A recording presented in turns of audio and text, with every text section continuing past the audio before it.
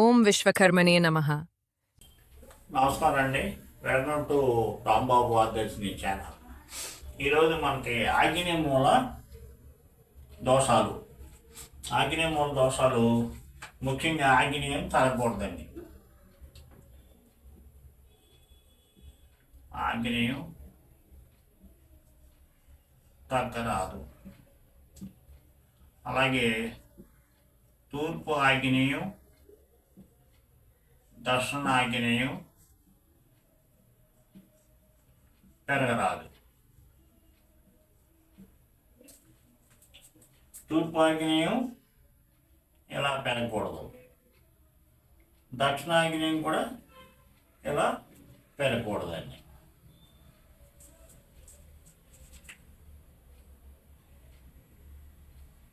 మూడు, ఇక్కడ ఆగ్నేయం టాయిలెట్,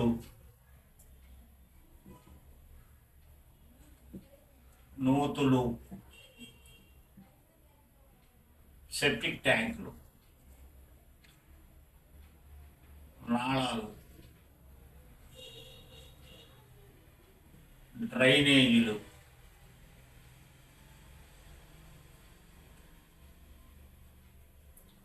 మాన్యువల్ హోల్స్, ఆగ్నేయం మూత. ఆగ్నేయం మూత వేయకూడదండి.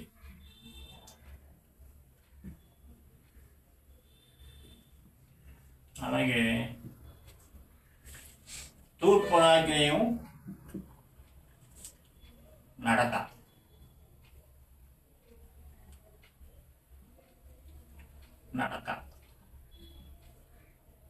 అలాగే గేట్లు ఉండరాదు. ఇక్కడ మనకు వచ్చి తూర్పు ఆగ్నేయం పెరగకూడదు, దక్షిణాగ్నేయం పెరగకూడదు. అలాగే దక్షిణాగ్నేయం వీధి పోటు ఉందనుకోండి, ఈ స్థలానికి ఆగ్నేయ వీధి పోటు అది ఇబ్బంది. అలాగే తూర్పు ఆగ్నేయ వీధి పోటు మంచిదే. అయితే నార్త్ 0 degrees ఉన్నప్పుడే ఇది మంచిదండి. డిగ్రీస్ మనకి సుమారు 22.5 లేదంటే 15 అడుగులు దాటితే మనకి మారిపోద్దండి. మొత్తం సిస్టమ్ మారిపోద్ది, దిక్కులు మూవ్ అవుతాయి. అది ఆగ్నేయంలో తిరిగిందా, తూర్పు ఈశాన్యం తిరిగిందా అన్న దాని మీద ఆధారపడి తిరుగుద్దండి. ఈ ఆగ్నేయ మూల దోషాల్లో దక్షిణాగ్నేయ వీధి చూపు, తూర్పు ఆగ్నేయ వీధి పోటు, ఇది పనికిరాదండి. వీధి పోటు ఉండకూడదు. ఒకవేళ వీధి పోటు ఉంటే మనం ఇల్లు కట్టుకున్నప్పుడే ఇది 2 అడుగులు 4 అడుగులు అయితే కట్ చేసి ఇల్లు జరిపి కట్టుకోవాలండి. ఈ సందర్భంలో ఎక్కడ కూడా హైట్ ఎక్కువ స్థలం ఉంటే దీన్ని వదిలేసి కట్టుకోవచ్చండి. ఇప్పుడు అంత స్థలాలు 100 గజాలు 150 గజాలు అన్నప్పుడు కట్ చేయటం కుదరదండి. ఈ లైన్ బట్టి లేకుండా వీధి పోట్లు కూడా ఈ లైన్ బట్టికి శాతం ఏం చెప్పారంటే ఉత్తరం కానీ తూర్పు కానీ వీధి పోట్లు తగలకుండా ఉన్న స్థలాలే తీసుకోమన్నారండి నెంబర్ 1గా. అలా కాకుండా మనకు తక్కువకి వస్తుందనో ఏదో కారణాలు తీసుకుంటే అది ఇబ్బంది. వీధి చూపు కానీ వీధి పోటు కానీ సింహద్వారానికి తగలకూడదండి. ఈ సింహద్వారానికి ఏది తగలకూడదండి. ఉత్తరంలో అయినా తూర్పులో అయినా, తూర్పు ఈశాన్యమైనా ఉత్తర ఈశాన్యమైనా మనకి సింహద్వారానికి తగలకూడదు. ఈ ఖాళీ ప్లేసులు తగిలితేనే కొన్ని సందర్భాల్లో ముచ్చి స్థానం వీధి చూపులు కూడా రిజల్ట్ రావట్లేదండి. కొన్ని సందర్భాల్లో వస్తున్నాయి. తూర్పు ఈశాన్యం వీధి చూపు వల్ల బాగా బాగుంటారనేది ఏమి లేదండి. అతని జాతకపరమైన సమస్యలు కూడా ఉంటాయండి. అది జాతక కర్మలు ఉంటాయి. గత జన్మలో చేసిన కర్మలను బట్టి మనకి వస్తుంది తప్ప వీళ్ళు తూర్పు బజార్లో నెంబర్ 1 వాస్తుగా కట్టుకున్న ఆయన అమ్ముకున్నాడు 2.5 సంవత్సరాలకి. అది జాతకపరమైన. మీరు ఒక 20 సంవత్సరాలు ఇల్లు కడతారు. ఇల్లు కట్టిన తర్వాత మీరు 21వ సంవత్సరం నాడు ఏదో చిన్న దోషాలు వస్తాయి. వచ్చినప్పుడు ఎవరో ఒక సిద్ధాంతి గారిని తీసుకొస్తారు. ఆ సిద్ధాంతి గారు ఇది అంటాడు అది అంటాడు, మొత్తం పగలగొడతాడు. మీకు 20 సంవత్సరాలు కలిసి వచ్చిన ఇల్లు 21వ సంవత్సరంలో కలవ లేదంటే మీరు ఆలోచించాలి. సిద్ధాంతి కాదు, జాతకంలో ప్రాబ్లం ఉండొచ్చు, ఇంకా ఇతర ఉంటాయి. మీరు ఇల్లు డిస్టర్బ్ చేయకూడదు. ఇప్పుడు జరిగేది అదే. మీకు ఇబ్బంది జ్వరం వచ్చిందో లేదో అలాంటి ఏదైనా ప్రాబ్లం వచ్చినా, ఫైనాన్స్ ప్రాబ్లం వచ్చినా వెంటనే ఎవరో ఒక సిద్ధాంతిని తీసుకొస్తారు. దాన్ని కొన్ని ఇబ్బందులు తీసుకొస్తారు. 25 సంవత్సరాల బాగున్న ఇల్లు మీరు తీసుకొచ్చిన రోజునే మనకి బ్యాడ్ షాట్ అయినట్టు నా అభిప్రాయం. అది ఓకే. నెక్స్ట్ వచ్చి వీధి పోటీ. ఇక్కడ సెప్టిక్ ట్యాంకులు కానీ, టాయిలెట్లు కానీ, బాత్రూమ్లు కానీ, ప్లస్ కప్పు మూత, ఆగిరే మూత కానీ ఉండకూడదు. ఇటు నడకలు, అలాగే ఇంటికి తూర్పు ఆగ్నేయం నడక, ఇక్కడ గేట్లు ఉండకూడదండి.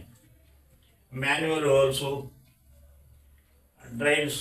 కొన్ని సందర్భాల్లో దక్షిణం బజార్ అనుకోండి, లేదా తూర్పు బజార్ అయినా ఇక్కడ టాయిలెట్ కట్టుకున్నారు. ఈ టాయిలెట్ ఇటు బయట ఖాళీ స్థలం ఉంటే ఖాళీ స్థలం ట్యాంక్ వేసి ఆగ్నేయం ద్వారా బయటికి వెళ్ళడం జరుగుద్ది.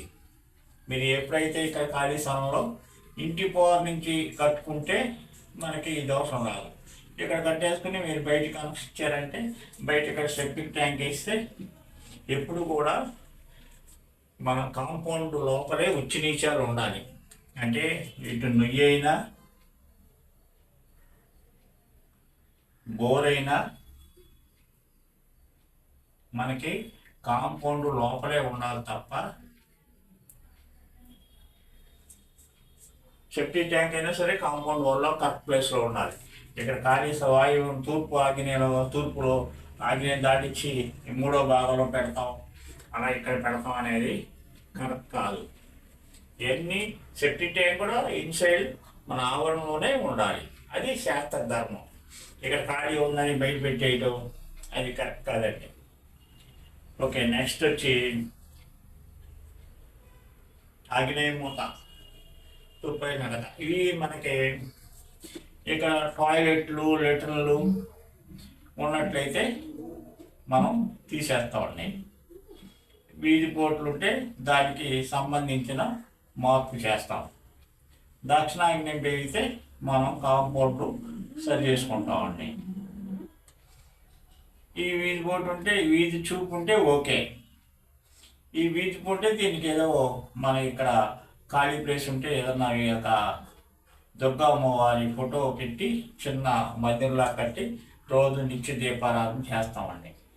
ఇక్కడ సెప్టిక్ ట్యాంక్ ఉంటే తూర్పులో 3వ భాగంలో వేసుకుంటామండి.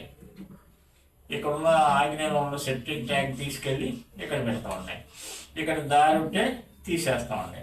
అలాగే గేట్ ఉన్నా తీసేస్తామండి.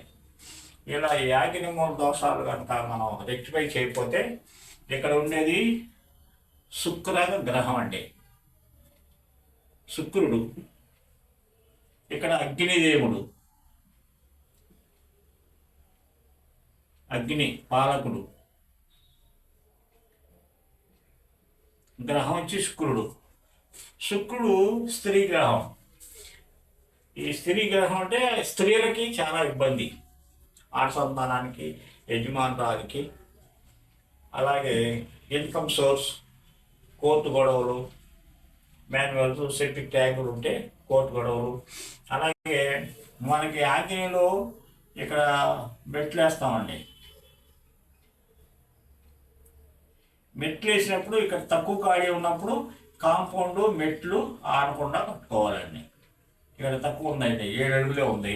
7 అడుగులు 6 అడుగులు మెట్లు వేసినప్పుడు ఇక్కడ కాంపౌండ్ ఆగిపోద్దండి. అది కూడా ఆగ్నేయం మూత అవుతుంది. కాంపౌండ్ వాళ్ళకి మెట్లకి కానీ ఇక్కడ ఒకవేళ 10 అడుగులు ఉంటే ఇక్కడ టాయిలెట్ కట్టారనుకోండి, ఈ టాయిలెట్ కూడా మనకి మెట్లకి ప్లస్ కాంపౌండ్ వారికి ఆనకూడదు. ఈ మెట్లు కానకూడదు, ఈ కాంపౌండ్ వారికి ఆనకూడదండి ఈ టాయిలెట్. అలా సెట్ చేసుకోవాలండి. అందుకని ఆగ్నేయ మూల దోషాలు, నైరుతి మూల తర్వాత ఆగ్నేయ మూల దోషాలు చాలా డేంజర్. కొన్ని సందర్భాల్లో నైరుతి మూల కంటే ఆగ్నేయ మూల దోషాలే, ఆగ్నేయ మూల దోషాలు అష్టకష్టాలు ఉంటాయండి.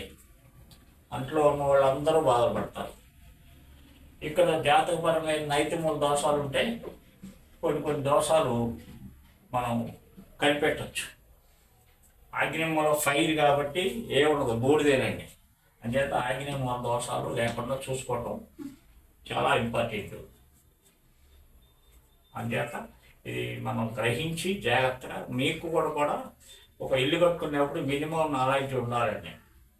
మనం ప్లాన్ వేసినప్పుడు మనకి ఎవరో సపోర్ట్గా వస్తారు, వాళ్ళు ఏదో చెప్తారు, సిద్ధార్థిని కన్ఫ్యూజ్ చేస్తారు.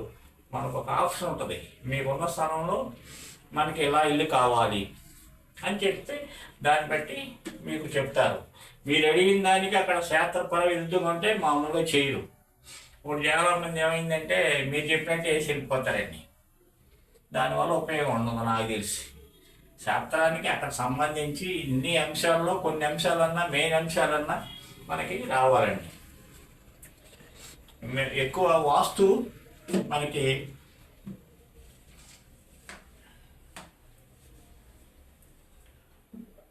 ఈ ఒక కాంపౌండ్లో ఒక ఇల్లు నిర్మించేటప్పుడు ఏ బజార్ అయినా తూర్పు కానీ, ఉత్తరం కానీ, పడమర కానీ, దక్షిణం కానీ ఏ బజార్ అయినా సరే మనకి మెయిన్గా మేజర్ దోషాలు 10 దోషాలు ఉంటాయండి. 10 దోషాలు ఉంటాయి. ఆ దోషాలు లేకుండా మీరు వేసుకునే మీరే సిద్ధాంతి. ఈ 10 దోషాలు ఉంటే ఎవరు వేసినా ఒకటే. మెయిన్గా 10 దోషాలు లేకుండా ఉంటే ఈ ఇంట్లో వాళ్ళు హ్యాపీగా ఉంటారండి, హ్యాపీగా ఉంటారు అంతే. అది దీన్ని బట్టి మీరు జాగ్రత్తగా ఇల్లు స్థలం కొనుక్కునే నెంబర్ 1 పద్ధతి అయితే వర్గుల ప్రకారం మీరు ఇల్లు స్థలం కొనుక్కునేప్పుడు ఓ సిద్ధాంతి గారిని తీసుకెళ్ళి వర్గుల ప్రకారం ఏ దిక్కు బాగుంటుంది, భార్యాభర్తలకి ఏ దిక్కు బాగుంటుంది. అయితే మీరు శాస్త్రపరంగా కట్టినప్పుడు పిల్లలు పనిచేస్తుందండి. తల్లిదండ్రుల ఆస్తులు పిల్లలకి పనిచేస్తుంది, రియాక్షన్ ఉండదు. ఆయాది గణనం చేసినప్పుడు కొన్ని సందర్భాల్లో కలవకపోవచ్చు, కానీ మామూలుగా సర్వాయి గణితుల్లో కట్టినప్పుడు మనకి ఇబ్బందులు ఉండవండి. ఇప్పుడు ఉన్న స్థలాలకి ఆయాది గణితం కూడా పెద్ద వర్కౌట్ అవ్వదండి. 100 స్థలాల్లో మనకి మా అయితే 15% మాత్రమే ఆయాది గణితానికి కన్వీనియన్స్ ఉంటుందండి. మిగిలిన స్థలాలన్నీ 100 గజాలు, 70 గజాలు, 80 గజాల్లో ఆయాది గణితం సాధ్యపడదు. ఈ ఆయాది గణితంలో కూడా ఒక్కో దిక్కుకి 2-3 ఆయాలు మంచిగా ఉంటాయండి. ఈ పద్ధతిలో చూసుకుంటే మనకి ఆయాది గణితం లేకపోయినా మనం చేసే పద్ధతిలో చేస్తే రిజల్ట్ వస్తుందండి. నమస్కారం. Thanks for watching. Like, subscribe, click the bell icon.